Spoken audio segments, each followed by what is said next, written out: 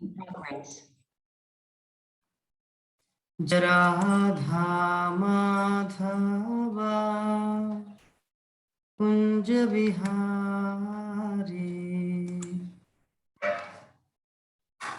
जय राधा माधवा कुंज बिहारी, जय गोपी जन वल्लभ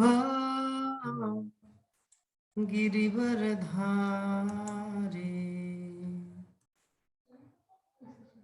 यशोदानंदन ब्रज जनरंजना, यशोदानंदन ब्रज जनरंजना, यशोदानंदन ब्रज जनरंजना, यशोदानंदन ब्रज जनरंजन, यमुना तीरावनचारी,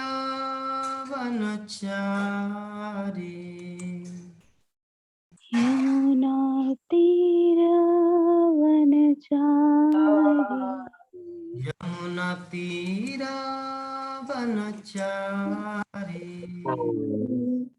यमुना तीरावनचारी,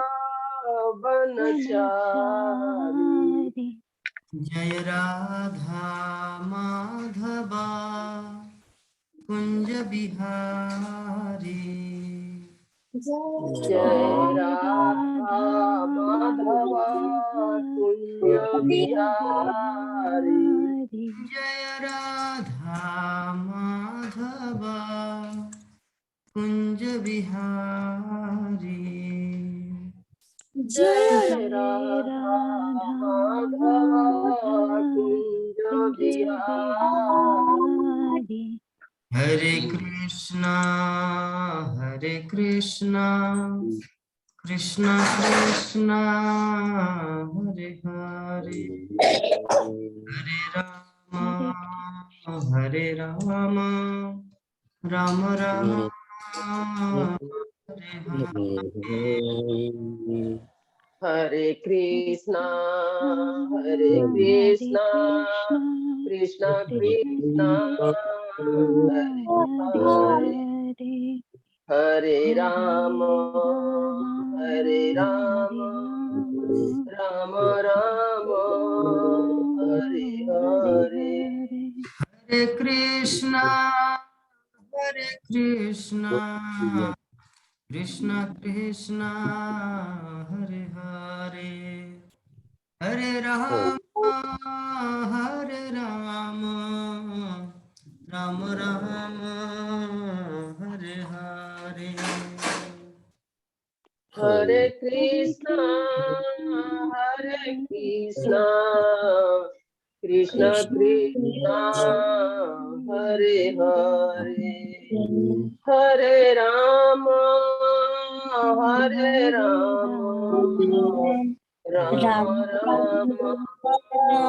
हरे हरे, हरे कृष्णा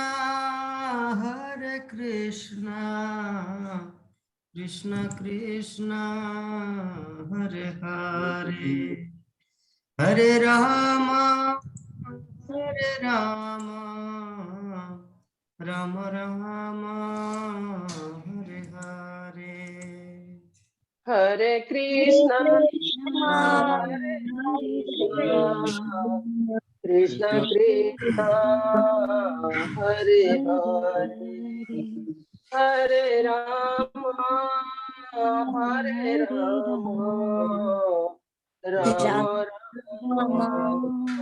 हरे हरे, जय राधा माधव राधा माधव राधे, जय जय राधा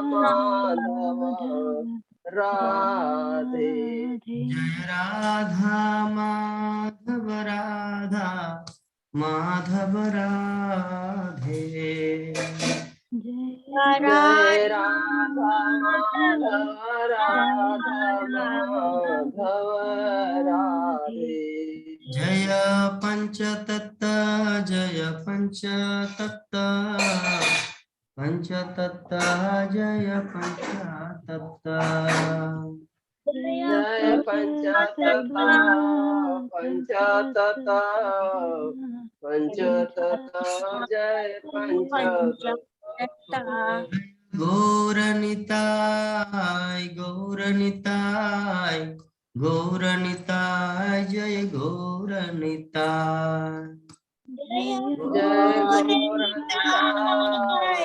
गौरनिताय गौरनिताय जय गौरनिताय जय नृसिंहदेव नृसिंहदेव नृसिंहदेव जय नृसिंहदेव जय नरसिंहदेव नरसिंहदेव नरसिंहदेव जय नरसिंहदेव जय प्रहलाद महाराज प्रहलाद महाराज प्रहलाद महाराज जय प्रहलाद महाराज जय जय प्रहलाद महाराज प्रहलाद महाराज प्रहलाद महाराज जय प्रहलाद महाराज जय जय प्रभुपाद प्रभुपाद प्रभुपाद प्रभुपाद जय जय प्रभुपाद प्रभुपाद प्रभुपाद जय प्रभुपाद निताय गौर हरि बोल हरि बोल हरि बोल हरि बोल निताय गौरा हरि बोल हरि बोल हरि बोल हरि बोल जय हरिनाम संकीर्तन की जय ओम अज्ञानतिमिरन्धस्य निरन्धस्य ज्ञानञ्जना शलाकया तस्मै श्री गुरुवे नमः श्री चैतन्य चैतन्य मनोयशेन जेन भूतले स्वयंरूप कदा महीं ददाति स्वपदातिकम् वन्दे अहं श्रीगुरो श्रीयुक्तपदकमलम् श्रीगुरुन् वैष्णव च श्रीरूपं साग्रजातं सहगण रघुनाथं वितां तवम् सजीवं सावधूतं परिजन सहितं कृष्ण चैतन्य श्री राधा कृष्ण पादान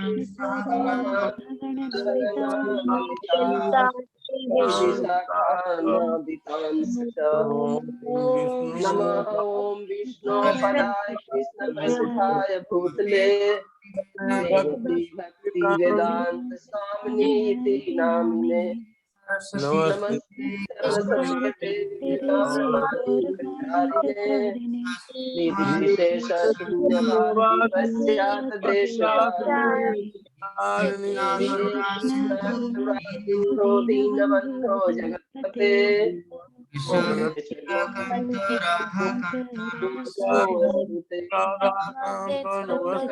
गौरांगी राधे वृंदावनेश्वरी कृष्ण देवी प्रणमामि हरिप्रिया कृपा सिंधु भयो एवं पतितानां पावने भयो वैष्णव भयो नमो नमः जय श्री कृष्ण चैतन्य प्रभु नित्यानंद श्री शिवासादि गौर भक्त वृंद हरे कृष्णा हरे हरे हरे राम राम राम हरे हरे ओम नमो भगवते वासुदेवाय ओम नमो भगवते वासुदेवाय ओम नमो भगवते वासुदेवाय ओम नमो भगवते वासुदेवाय। नमो भगवते वासुदेवाय। नमो नमो भगवते वासुदेवाय। नारायणं नमस्कृत्य नारायणं नारायण नमस्कृत्य नरं चैव नरोत्तमं नरं चैव नरोत्तमं देवीं सरस्वतीं व्यासं देवीं सरस्वतीं व्यासं ततो जयमुदीरयेत्। ततो जयमुदीरये। नष्टप्रायेषु अभद्रेषु नष्टप्रायेषु भद्रेषु नित्यं भागवत सेवया नित्यं भागवतं सेवया भगवती उत्तम श्लोके भगवती उत्तम श्लोके भक्तिर्भवति नष्टिके। भक्तिर्भवति नैष्ठिकी। श्रीमद् भागवतम प्रथम स्कंद नवम अध्याय श्लोक संख्या 30। कल हम लोग 28 दो श्लोक की चर्चा किए थे। तदोत्पहिष्ट गिरिसहस्र, ये दूसरा सुर में होगा, रुकिए। इसी सुर में तो होगा, रुको। तदोपसंहृत गिरसहस्रनि तदोपसंहृत गिरसहस्रनि तदोपसंहृत्य गिरसहस्राणि विमुक्त संग मन आदि पुरुषे विमुक्त संग मनयादि पुरुषे कृष्णे लसत्पीतपटे चतुर्भुजे कृष्णे लसत्पीतपटे चतुर्भुजे स्थिते मीलित दृग्धधारया पुरस्थिते अमिलितं दृढभयाधर संहृत गिरसहस्रनि तदोपसंहृत्य विमुक्त संगं मन आदि पुरुषे विमुक्त मनयादि पुरुषे कृष्णे लसत्पीतपटे चतुर्भुजे कृष्णे लसत्पीतपटे चतुर्भुजे पुरस्थिते मीलित दृग्भयधारया पुरस्थिते अमिलित दृढभयधारत। हरे कृष्ण प्रभु जी। हरे कृष्ण। तदोपसंहृत्य गिरः सहस्राणि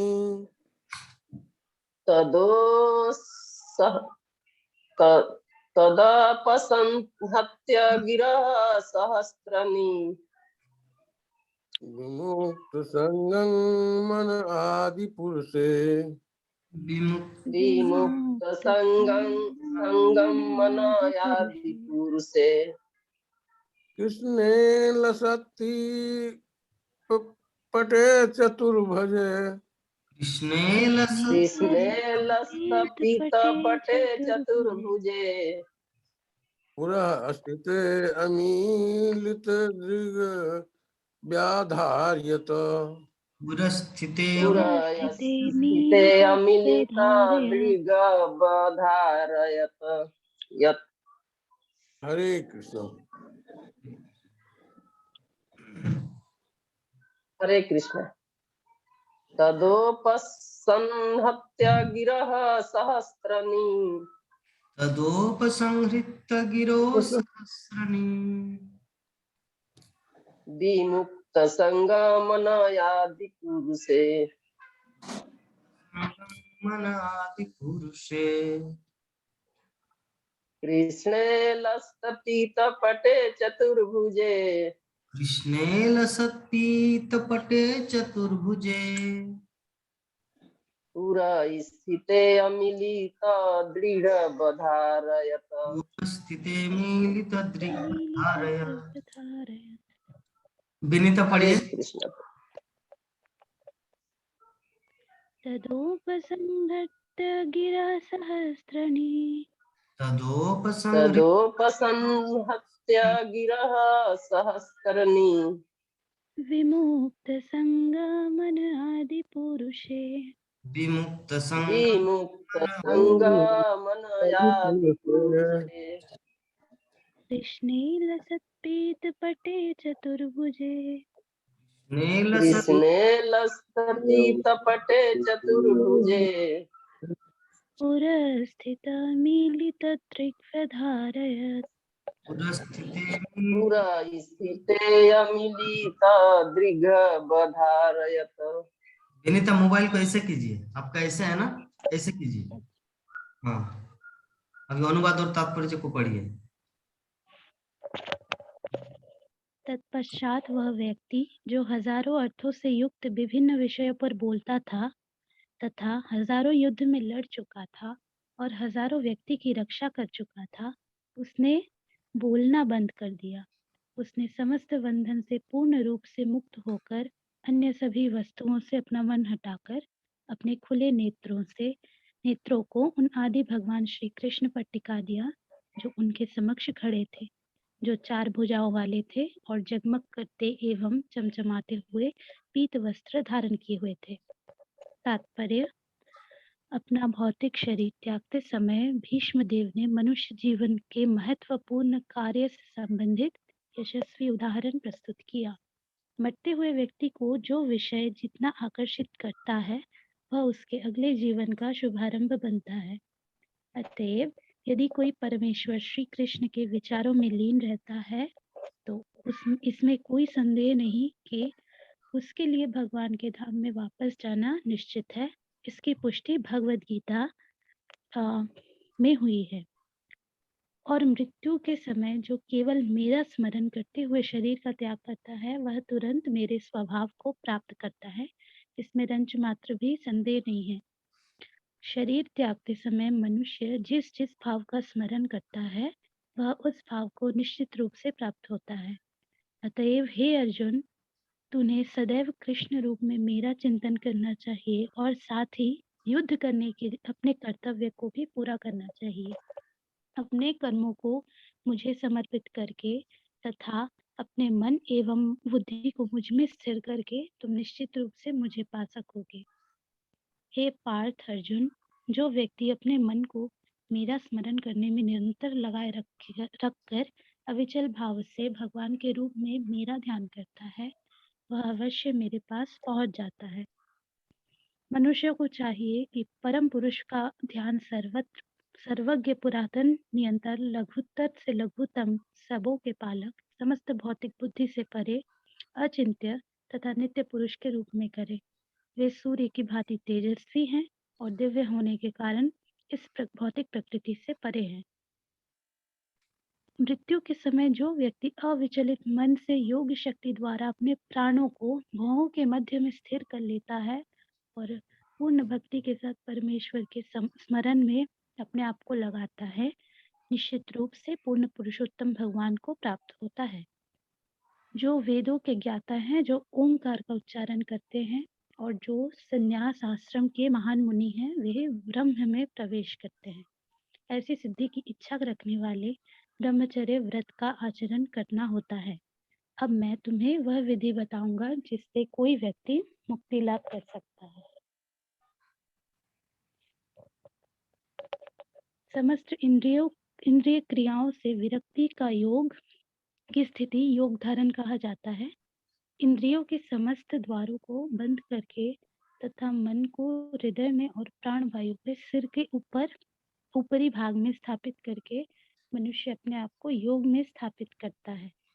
इस योग में स्थिर होकर अक्षरों के परम संयोग ओंकार का उच्चारण करते हुए यदि कोई पूर्ण पुरुषोत्तम भगवान का चिंतन करता है और अपने शरीर का त्याग करता है तो वह निश्चित रूप से भगवत धाम को जाता है।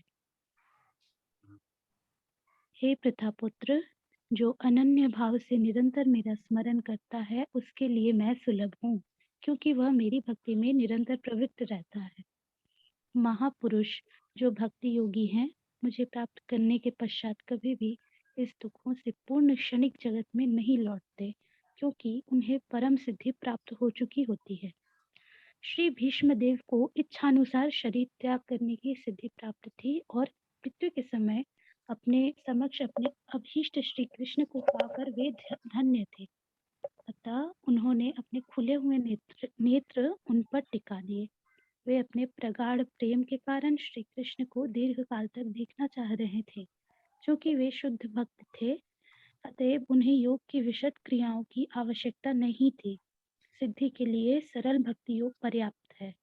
अतएव भीष्म देव की हार्दिक इच्छा भगवान श्री कृष्ण को साक्षात देखने की थी, जो परम प्रिय थे, और भगवत कृपा से भी भीष्म देव को अपनी अंतिम सांस लेते समय यह सुअवसर प्राप्त हुआ था।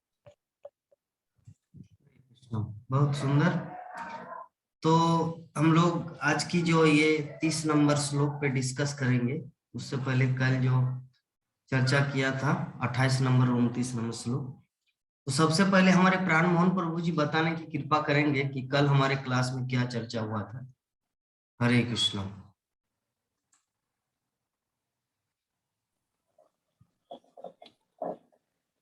कल हमारी क्लास में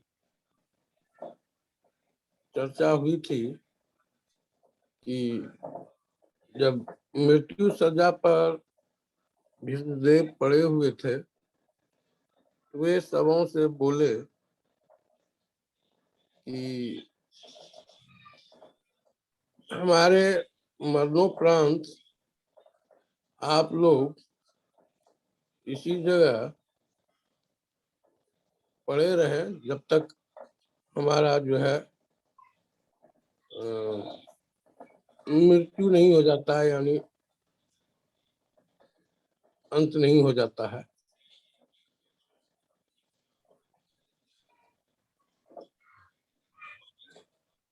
और फिर और कुछ है प्रभु सुमरन? अभी तो नहीं याद। ठीक है, चलिए हमारे नंद किशोरी माता जी बताने की कृपा करें माता कि कल हमारे क्लास में क्या चर्चा हुआ था। हरे कृष्णा। हरे कृष्णा प्रभु जी। हरे कृष्णा प्रभु जी। बोलिए। कल तो प्रभु जी सभी भक्त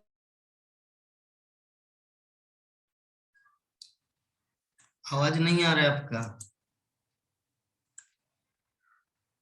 नेट पर डिस्टर्ब। हरे कृष्णा प्रभु जी। हाँ ये आवाज सभी भक्तों के दंडवत प्रणाम। जी प्रभु जी। बोलिए। प्रभु जी कल तो आपने बताए थे भीष्म पितामह जब वे अपनी अंतिम इच्छा मतलब अंतिम शरीर त्यागने के समय कृष्ण भगवान से बोले कि 1 मिनट प्रभु जी थोड़ा दरवाजा बंद कर दे।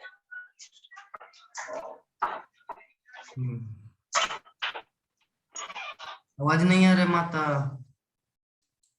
जी प्रभु जी अब आ रहा है, दरवाजा बंद करने में।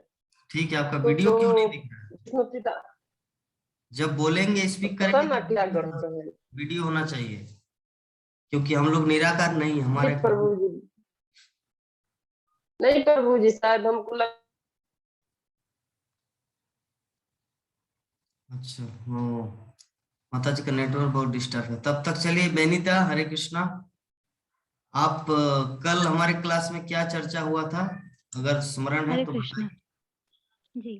कल प्रभु जी भीष्म पितामह जब ये वे अंतिम अपना त्याग कर रहे थे तो उस समय कृष्ण भगवान को बोल रहे थे कि हे कृष्ण भगवान, आप जब तक अब हम अपने प्राण त्यागे नहीं तब तक मेरे ही सामने आप खड़े रहे। तो इस पर प्रभु जी आपने एक उदाहरण भी दिए थे। ये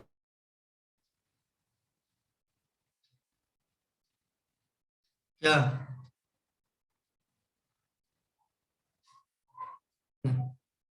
नेटवर्क की क्या जी प्रभु माता? जी। हाँ तो वे मेरा वीडियो ही कैसे पता ना क्या हो गया है, मोबाइल में मिल ठीक है, नहीं ऐसे ही रहा। बोलिए। अगर वीडियो मोबाइल जी। दुकान जाना तो पड़ेगा। उस समय, जी प्रभु जी, तो उस समय आपने उदाहरण दिए थे ये।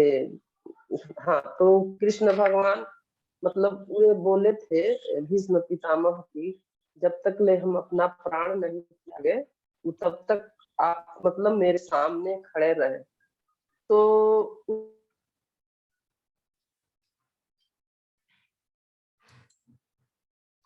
हे भगवान, हे कृष्ण, नंद कृष्ण माता जी का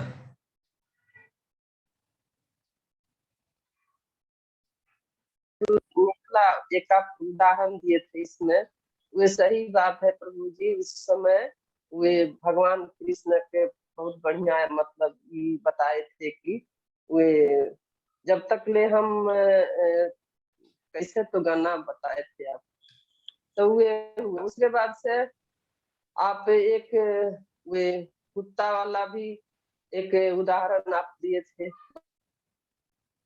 हम्म,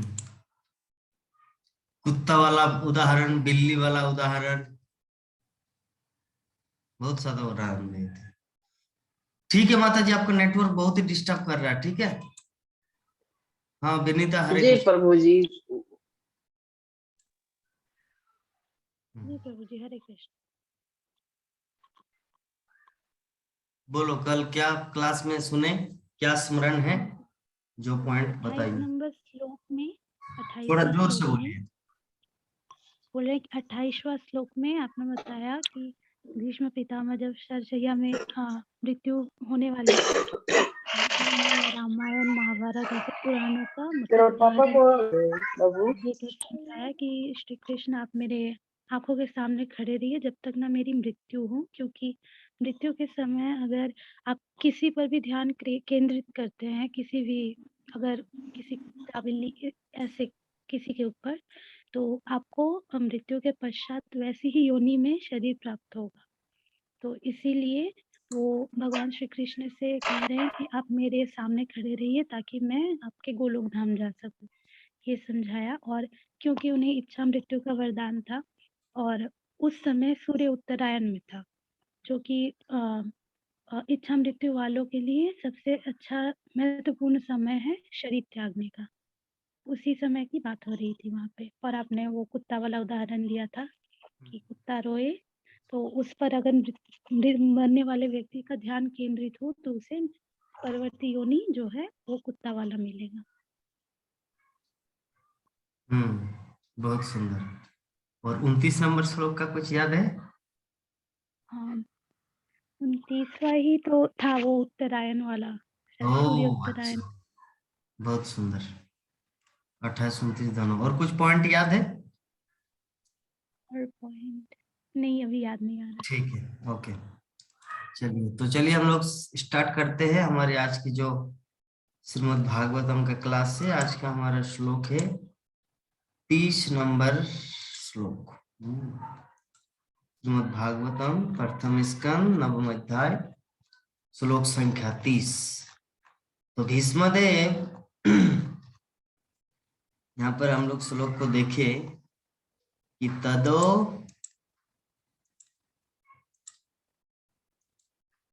तदोपसंहृत गिर सहस्रणी विमुक्त संगं मन आदि पुरुषे कृष्णे लसत पीत पटे चतुर्भुजे पुरस्थिति मीलित दृग्धारय।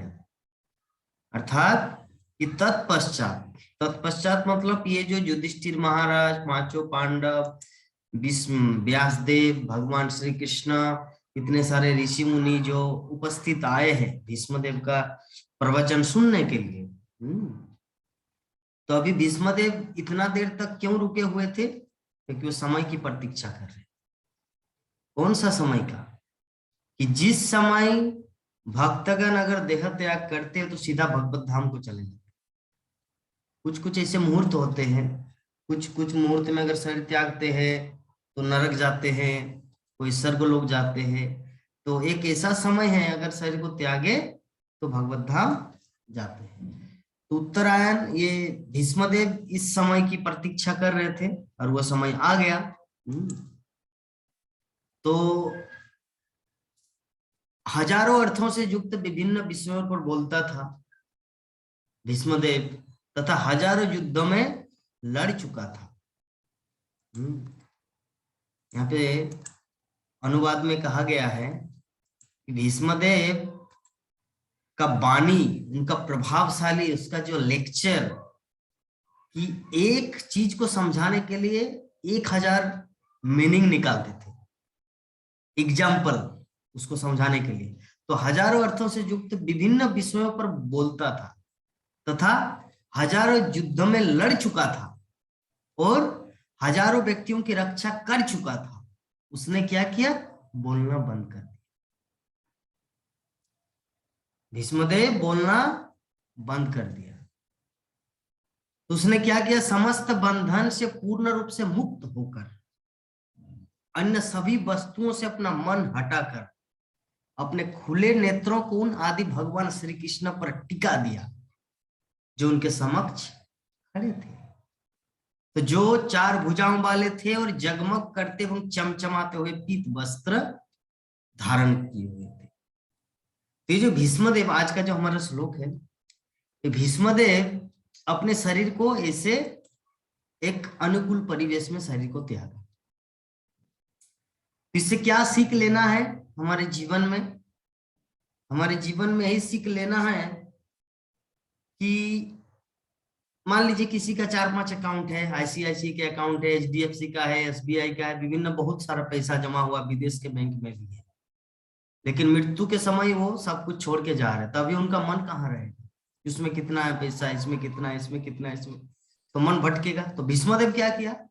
यद्यपि लड़ चुका था, हजारों युद्ध किया था, बहुत जगह प्रवचन किए थे, किंतु जब अपना शरीर त्यागने का वक्त हुआ तो ओनली वन सी कृष्ण, ओनली सिर्फ कृष्ण को देख रहे हैं, कृष्ण में अपने मन को टिका दिया। तो यही होता है भक्तों का जीवन। हम सबको भी इससे सीख लेना है। हमारे मन को ऐसे जगह में नहीं भटकाना है। और अभी प्रश्न उठ सकता है कि प्रभु जी ठीक है, अभी तो हम लोग मन को इधर उधर घुमा लेते हैं, क्योंकि अभी तो हम लोग मर नहीं रहे, हम लोग तो 100 साल के बाद मरेंगे, 80 साल, कोई गारंटी नहीं है। कलयुग में कोई गारंटी नहीं, किसी भी क्षण हम लोग इस संसार को छोड़ के जा सकते हैं। तो इसीलिए हमारा मन को इस तरह निर्मल करके रखना है, इस तरह अच्छे परिवेश बना के रखना, ताकि किसी भी हालत में, एक्सीडेंट हो गया, गाड़ी में जा रहे हैं जीटी रोड में NH33 और एक्सीडेंट हो गया, उस समय कृष्ण को चिंतन कैसे करेंगे? इसीलिए पहले से प्रिपेयर रहना है। किसी भी हालत में हमारा जीवन चला जा सकता है, किसी भी स्थिति में हम लोग मर सकते हैं।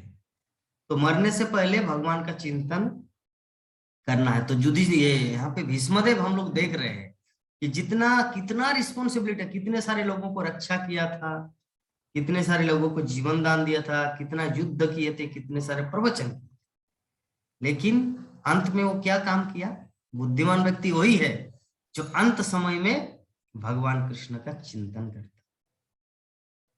तो अभी प्रश्न उठ सकता, ठीक है प्रभु जी, आप जैसे बोले कि अंत समय में भगवान कृष्ण का चिंतन करना, तो ठीक है, अभी थोड़ा पैसा मैसा कमा लेते हैं, रोजगार कर लेते हैं, इधर उधर थोड़ा एंजॉयमेंट कर लेते हैं, अंत समय में भगवान का भक्ति करना, तो अभी थोड़ा घूम लेते हैं। लेकिन प्रश्न उठ सकता है कि अंत समय में वैसा हैबिट आएगा कैसे?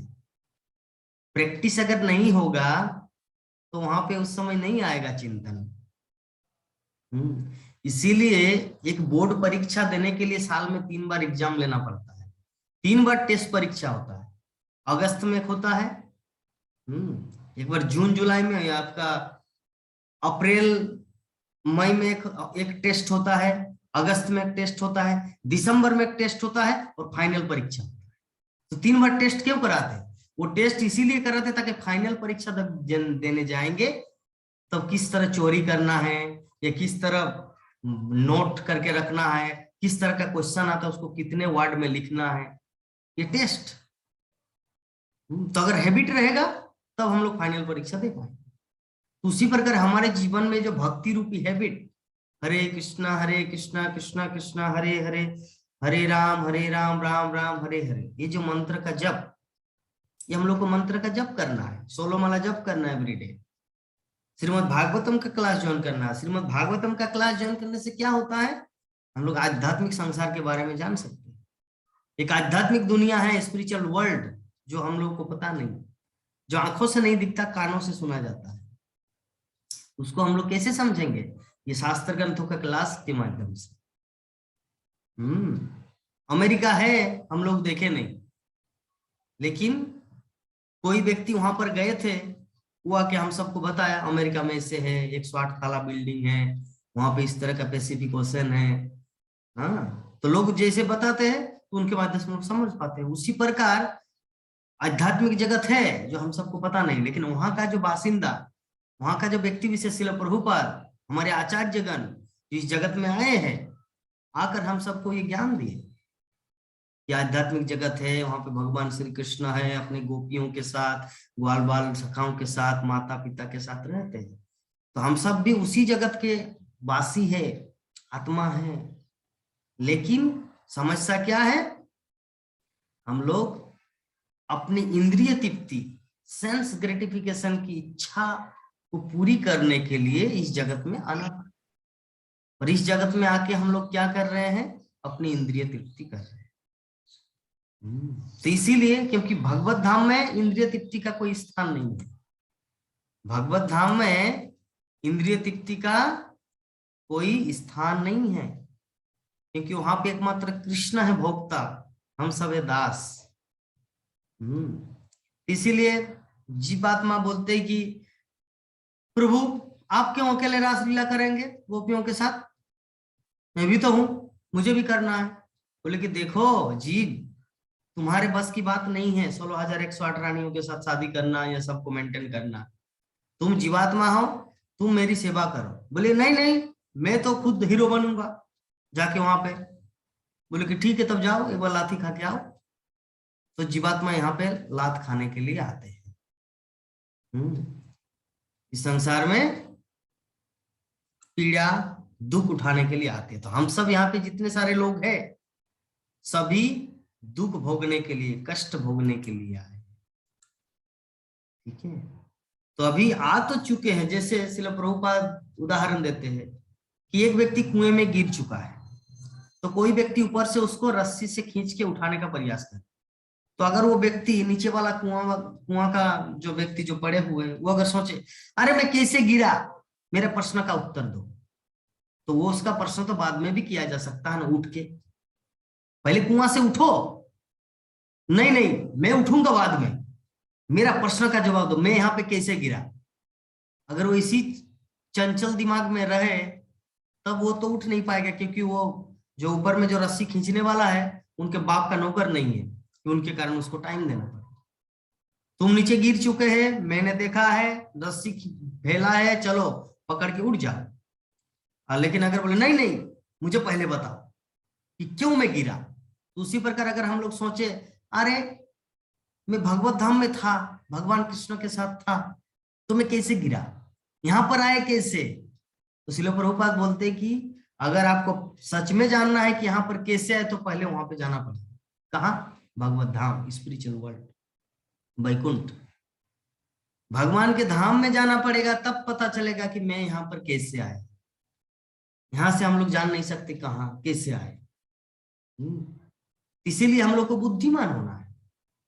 भीष्मदेव, उनको पता है कि पिछले जीवन का कुछ ऐसा त्रुटि था, जिसके जो अष्टवसु, हम लोग जानते हैं भीष्मदेव अष्टवसु थे, उनमें से एक वसु तो यहाँ पर आए हैं। 100 जन्म से पहले जो एक सांप को एक डंडे से फेंक दिया और नागफनी वृक्ष में जाके गुंद गया। नागफनी वृक्ष जो बैगन के साइज जैसा होता है, न हिल पा रहे, न निकल पा रहे, न मर पा रहे, न जी पा रहे, नागफनी वृक्ष के अंदर गुंत गया वो सांप। उसका तो भोगना तो पड़ेगा। भीष्मदेव जो अनजाने में जो गलती किया 100 जन्म के पूर्व, वो अभी उनको चुकता करना पड़ेगा। तो इस संसार में कर्मफल ऐसा है, कोई कितना ही मतलब महान व्यक्तित्व क्यों ना हो, अगर गलती करेगा तो गलती का भुगतना, गलती का आपको मतलब वो जो सजा है उसको तो आपको भोगना ही पड़ेगा। तो भीष्मदेव, अगर कोई सोचता हाँ ठीक है, अरे हम अभी गरीब क्यों हुए,